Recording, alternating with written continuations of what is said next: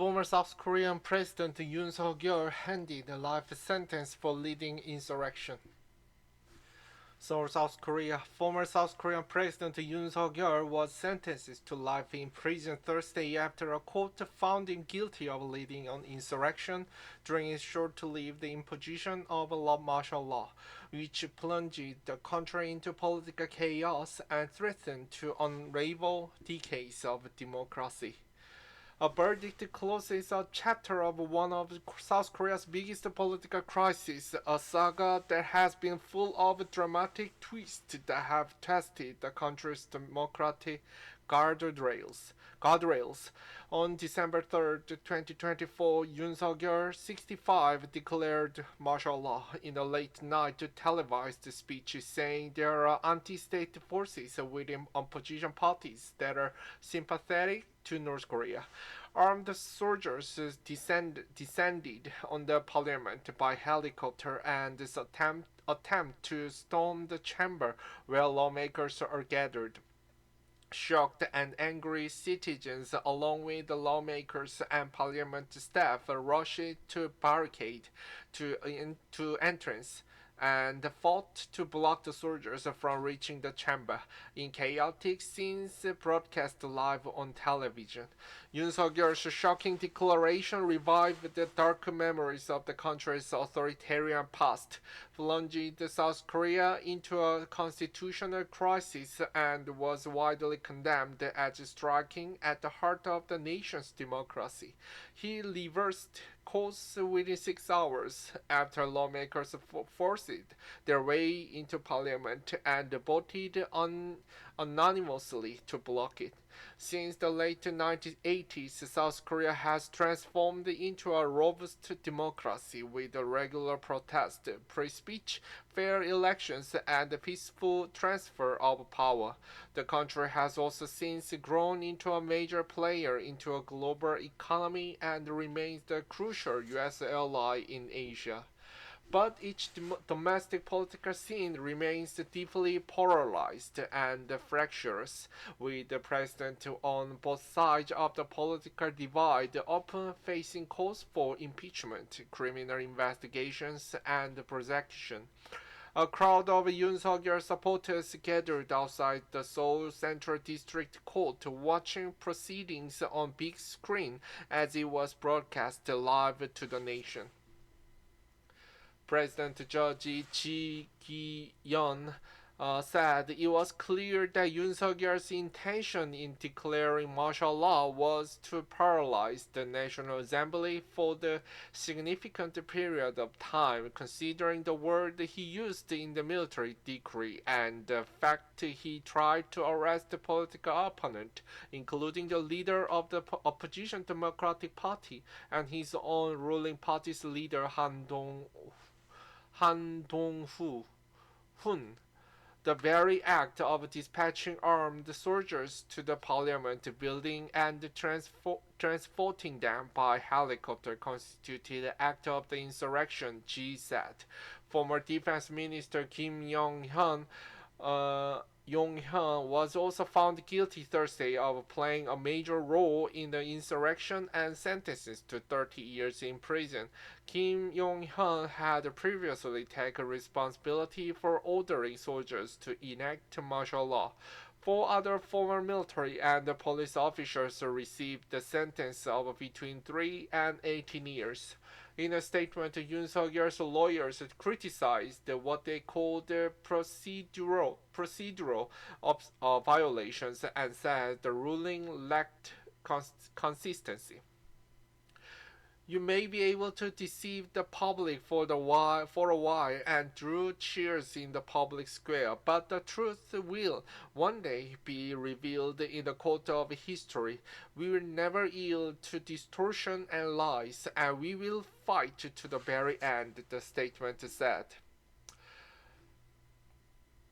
Song-hwa, 35, who rushed to the National Assembly on December 3rd with her husband after hearing Yoon Suk-yeol's declaration, said the verdict was an extremely important decision that will send a powerful message to the public.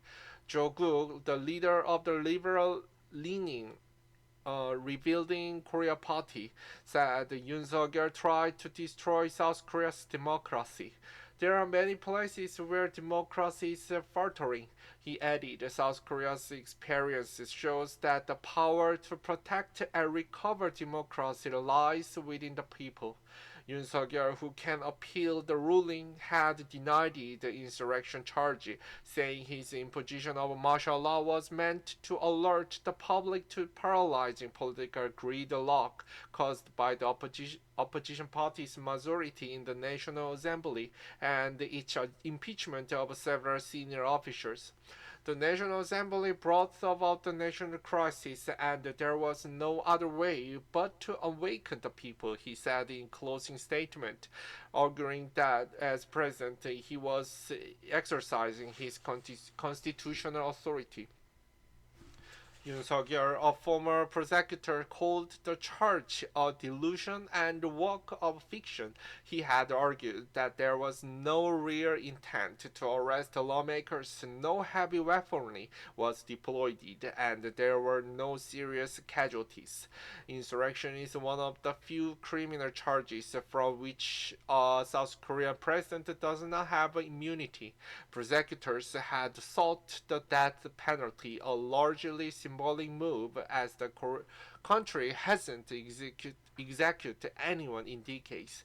The series of actions destroyed the liberal democratic constitutional order, Special Counsel Park Ok-soo said in closing argument. The shock, fear, anxiety, wounds, and sense of loss suffered by the people and are beyond description, he added. Prosecutors said Yoon Suk-yeol had not shown remorse, and there remains the risk that his invocation of emergency martial law could be repeated in future. The gravity of the crime of insurrection threatened the very existence of the community, the prosecutors said. Yoon Suk-yeol was first detained in January 2025 after resisting attempt to arrest him in the week-long standoff with authorities at his home in Seoul. He was the first president in South Korean history to be arrested while in office. He was impeached 11 days after declaring martial law and removed from office 4 months later. Yoon Suk-yeol continued to face multiple charges related to his martial law declaration and for other actions during his time as president. Last month, Yoon Suk-yeol was sentenced to 5 years in prison for obstructing authorities trying to detain him, abuse of power, and fabricating a document. Yoon Suk-yeol also faces charges of aiding an enemy state after prosecutors have claimed he deployed the secret drones to provoke a military conflict with North Korea as a ploy for declaring martial law.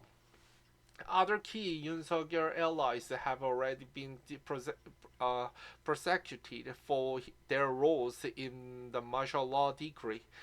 Last month, former Prime Minister Han Duck-soo was sentenced to 23 years in prison, becoming the first Yoon Suk-yeol administration official convicted of insurrection charges. And last week, former Interior Minister Lee Sang-min was sentenced to 7 years in prison for participating in a rebellion. Yoon Suk-yeol's wife Kim Gun-hee was also in prison, serving a 1 year and 8 month sentence for the unrelated charge of bribery. Thursday's verdict, however, marks the first time in 30 years that South Korea has sentenced a leader for insurrection. In 1996, former President Chun Do-hwan, an army major general, was convicted for seizing power in the 1979 military coup and presiding over the 1980 Gwangju massacre of democratic demonstrators. He was initially sentenced to death, though the sentence was commuted to life in prison, and he was later pardoned. This is the developing story and have been updated.